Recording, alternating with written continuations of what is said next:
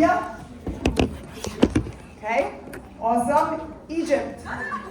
Okay, great. I actually am a little bit quasi from Egypt.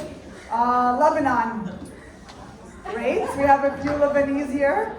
Right, this whole section should be raising their hands. Thank you. Iraq.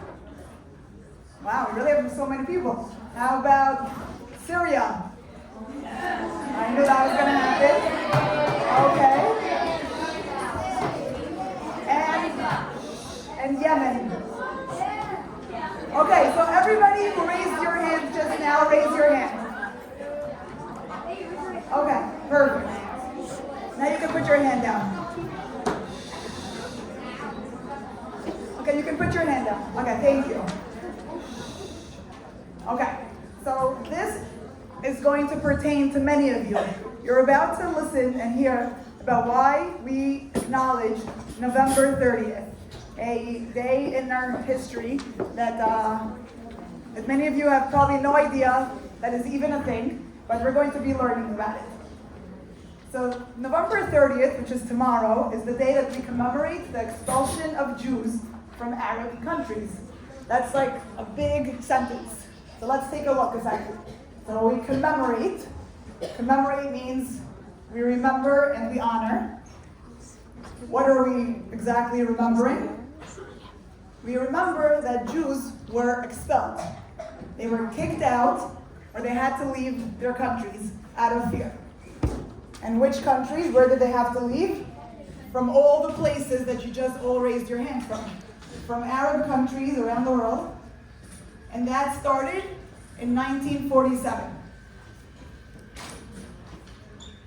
So I'm going to show you this map for a minute to explain. This map starts here in 1948. And it has all those countries listed over here. The grand total of how many Jews lived in those countries is 851,000 Jews. Close to 900,000, close to a million. A million Jews were living in those Arab countries in 1948. Give me a minute. Now let's fast forward to 2018, which is 5 years ago. How many? 3,330 about. And now there's probably even less. So you see those numbers and you really could see that we were expelled, we had to leave those countries. And if you take a look at this number over here, that's Lebanon, which is where my family's from. My family left Lebanon in 1979. And how many Jews were there in 78? 400. I didn't realize that you were one of the last ones there, guys. That's crazy. So, until I did this research. So why? Why were they expelled is the question. Why would they just suddenly have to leave these countries? They were living there happily. So on November 29th, 1947, which is today, many years ago, the United Nations, which is an organization, the United Nations is an organization of countries that work together to solve problems. So they came up with a solution to one of the big problems. They said that we propose a partition plan, which means that they were going to take Palestine at the time, what it was called at the time, into two countries. One for the Arabs and one for the Jews. So they said, we have a great idea. We have a country, it was controlled by the British. The British didn't really want it.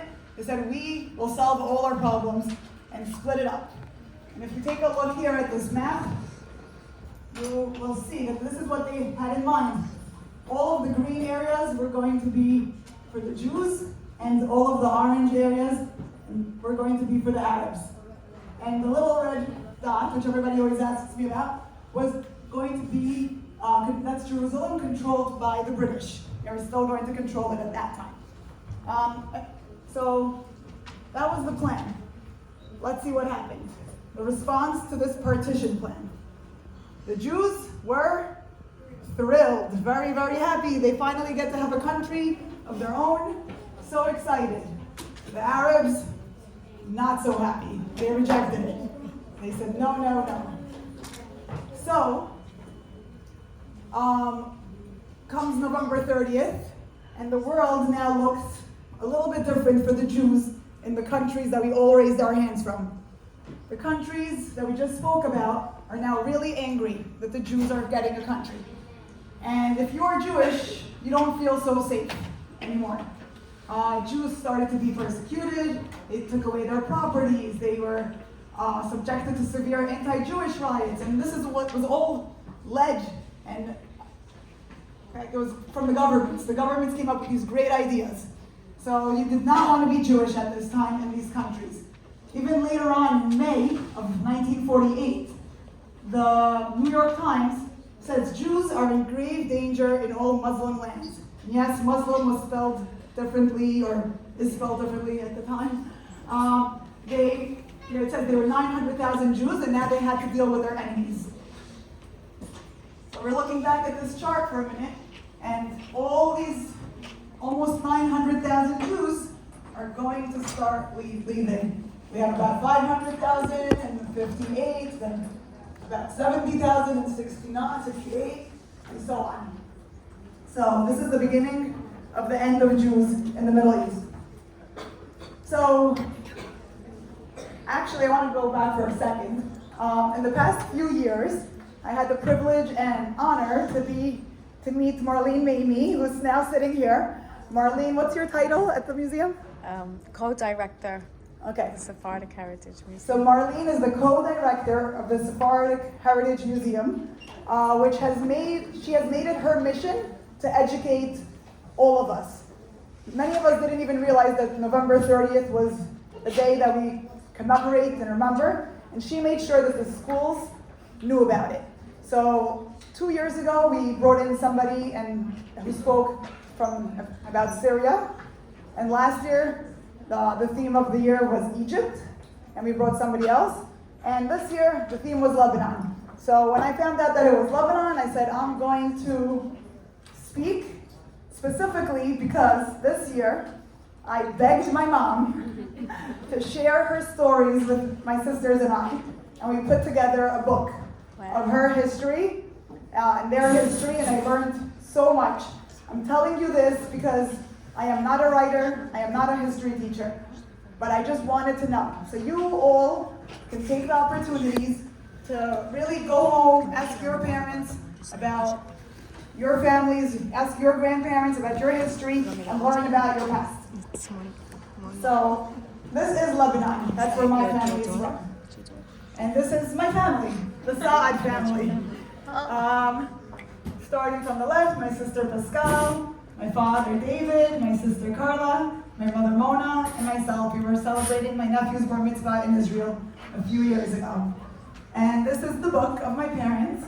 The title is called Minwen Jayeh, which, raise your hand, you should all, the ones that raised your hands before should probably know this. Has anybody heard of Minwen Jayeh? Okay. When do we say it? Passover. On Passover, we ask each other, Minwen Jayeh, which means where do you come from? And the answer is always Mimitzrayim. We come from Egypt. And Lawen Rayach, where are we going? Yerushalayim.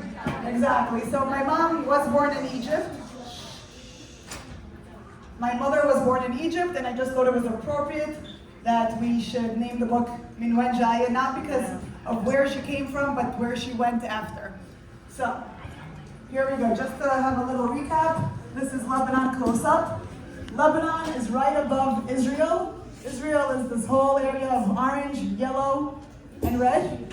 That's all of Israel. Lebanon is right above it, and it's really, really small. Also something I didn't realize until I did this. It's smaller than Israel, and we all know how small Israel is. So even though, remember the partition plan where Jews had to suddenly leave countries? So Lebanon did not have that issue in the beginning. In the beginning, Lebanon was mostly Christian. So Jews continued to live there pretty well. My mom, I think, did you go to a Hebrew school? Yes, my mother even went to a Jewish school. And they had shuls and synagogues, and everything was pretty okay, even after the partition plan. of 1948 or 47. So that's my parents at the age of 18 and 25.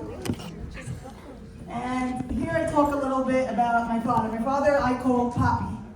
My father's name is David, and he enjoyed a great life in Lebanon. I'm just going to read this section just so you understand that life was awesome in Lebanon. So this is from my father's perspective. I enjoyed living the free and easy life of a single man in Beirut, a modern cosmopolitan capital. Our city was known as the Paris of the Middle East. I zipped around the city on my motorcycle, and I had a membership at an exclusive beach club called St. George, where I kept my speedboat docked, and my friends and I used to go water skiing. I also enjoyed snow skiing in the Lebanese mountains on weekends. I stayed in a beautiful chalet and so on. So it was really a great life. My mother even goes on to explain that she used to go away for the summers, and they used to have to pack up everything to go to the mountains, including a fridge, a couch, and their beds. So it was really a whole to-do, but they had a great life. They used to summer in the mountains. And here is my father and his bar mitzvah in 1950. So, and this part of the book speaks just about how my father actually had to leave school younger, before graduating high school. The family business required him to work, so he was okay with it. He helped his father, and then his sister also left school to help his father, but he didn't give up on his education. He later on went to night school, learned to become an engineer, and actually built many factories all over the world. He had a factory in Lebanon that was a soap factory, a factory in Mexico that made plastic, and a factory in New York that made diapers. So just because he wished that he got that education, but he made sure to continue to learn on his own. So then something started to happen. Life was great, but the 6-Day War began. Israel had defeated 3 Arab armies, Egypt, Syria, and Jordan. And the Arab world was very upset. Israel ended up later on giving a lot of the country back. I'll show you what happened here. So this is Israel before the 6-Day War, the green area. And after the 6-Day War, they gained this whole area, the Sinai, and the Golan Heights, and the West Bank. They ended up giving back the Sinai Desert Peninsula in 1982, and Gaza in 2005. But that was a big war, and it was a great war for Israel, but not so much for my family living in Lebanon. What ended up happening is that even though the 6-Day War was a success for Israel, it changed the dynamic for the Jews living in Lebanon. The government was mostly Christian before this, and now Palestinians were leaving wherever they were coming from at that point, and they came to Lebanon. This started to shift the balance of power, and now the Muslims were gaining traction, and it started a civil war. That means that in Lebanon, they began fighting between the Christians and the Muslims. And this also caused a lot of anti-Semitism. The Palestinians that came were not happy with anyone who was Jewish, and everybody was basically stuck in the middle. My mother's family started moving to Israel, but they were still here. So even during this war, life continued. That's my parents getting married in 1969. Actually, the Civil War didn't start yet at this point. It started in 1975, but this is when things started happening. And then eventually in 1975, that's when the actual war began. Bombs, my family writes that bombs were falling near their my grandmother's apartment where they were living. My father, who had to drive to work from the Muslim area to the Christian area, had to go through the bridge called the Mur Bridge, and he would make my sisters, when they were with them, my mom duck in the back of the car so that whoever was shooting would hopefully miss them. It was pretty crazy. And he would just drive really fast. But at the same time, in 1975, they decided to go skiing up in the mountains. That's my father with my two sisters. And then they decided they had to they couldn't just stay there. So slowly they would start going to Israel more and more often. They would go for a few months at a time. My father would stay in Lebanon to work. He would visit my sisters and my mother in Israel whenever he could. And then sometimes they would go back to Lebanon for a little bit. But life was not easy. This is actually my parents, my sisters in Israel during that temporary time when they had to go to live in Israel. This is just a little glimpse into what life was like. Bombs were falling all around us. We had to sleep in the hallway because it was safer. My sister Carla was always frightened. Not Pascal, I don't know why. They stayed on the floor, but they would run from one side of their apartment to the other side, depending on which direction the missiles were coming from. So that sounds like not so much fun. So eventually, they had to leave. They stayed pretty long until there were only about 400 Jews living in Lebanon, and they looked for someplace else to go. They decided to leave Lebanon, and some of their family had gone to Mexico, and they decided to move to Mexico. So this is the Sa'an family moves to Mexico. Just so you know where we are, Mexico is south of the United States, and that is actually where I was born. Maura the famous picture holding her piñata in Mexico. So, we stayed in Mexico. They stayed for 10 years. At the age of when I was 8 years old, we decided that Mexico wasn't that safe either, and we decided to move to New York. That's New York. I hope you all know that. These are my parents recently at my niece Monique's wedding in 2021, living happily in New York. So I'm just going to read this because this captures a little bit of who we are, and it's almost done. This is my parents speaking. We may no longer live in Lebanon, but our culture is still very Middle Eastern. We are loud and there is a warmth that permeates our family atmosphere. Our tradition is to have Shabbat dinner together on Friday nights and to gather on Jewish holidays for big, loud meals. We are relaxed and our culture is colored by Arabic ways of hospitality, generosity, and family. We miss the Middle East, but we are lucky to be somewhere with a thriving Lebanese and Syrian community. Our children and grandchildren have continued our traditions, cooking Lebanese dishes and asking me how to prepare their favorite meals. And most importantly, we are still able to go to the local grocery store on Avenue U or Tomer's and buy hummus, tahina, and pita bread. So that's a little bit about my parents, and here's one lesson that I received from my parents. I tell them that they have both taught us that in life we have the ability to choose how we respond to situations. We know that it wasn't easy. We know that it wasn't easy. We hear you describe each move and relocation in your life with fondness as if it wasn't life-altering and changing. You both worked together, supported each other every time that you had to start your life over. You did it all to make sure you gave us the best opportunities in life. Thank you for all that you have done for us.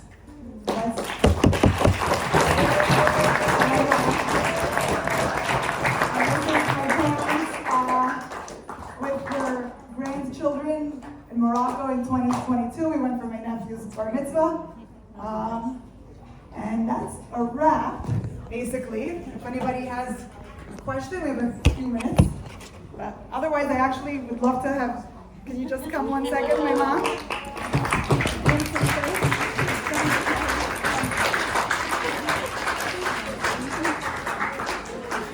She's shy, but this is my mom, Mona. Mommy, as we call her. Thank you for coming, and wait, Laura, Sandy, I'll take the microphone for 1 second. Okay, let's rub it out, Since your mother is here, yes. we have to give a little naha and tell you how much we appreciate your daughter. Amazing she is. A wonderful. We're so much to have her. You have that naha. You're very proud.